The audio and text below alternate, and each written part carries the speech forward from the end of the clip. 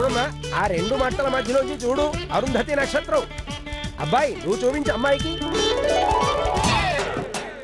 నువ్వు చూడాల్సింది అక్కడ.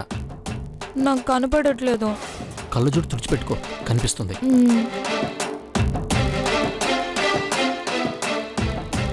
అదిగో ఇప్పుడు కనిపిస్తుంది చూడు. తాళి వాడు కట్టాడు, కానీ అరుంధతి నువ్వు చూపించావు. ఏయ్ తప్పు. నీ హస్బెండ్ని వాడు వీడు అనకూడదు. వాడికి ఆ మాత్రం మర్యాదే ఎక్కువ.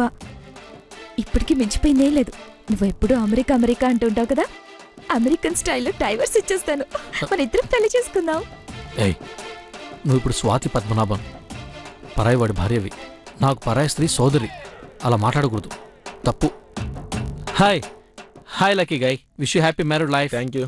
Happy married life Swathi. ఏయ్ వదులు వదులు ప్లీజ్. క్లోజ్ ఫ్రెండ్ కదా, వదలలేకపోతుంది. నువ్వు బాధపడుతున్నావు కదా. చిచి నో బాధ. నాకు తెలుసు.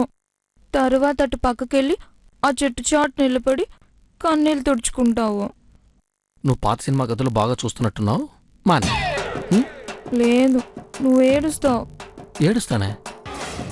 ఈ కళ్ళు చూడు ఎంత డ్రైగా ఉన్నాయా. ఏడ్చే కల్లా ఇవి.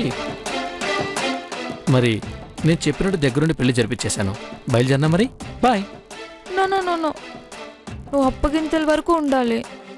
ఇదేం ఫిట్టింగ్? పెళ్ళైపోయిందిగా. నీకు నా మీద నిజంగా ప్రేమ ఉంటే నా అప్పగింతల సమయంలో నీకు ఏడుపు వస్తుంది. నాకిప్పుడు కోపం వస్తుంది. చూసావా, బాధ కోపంగా మారిపోయింది.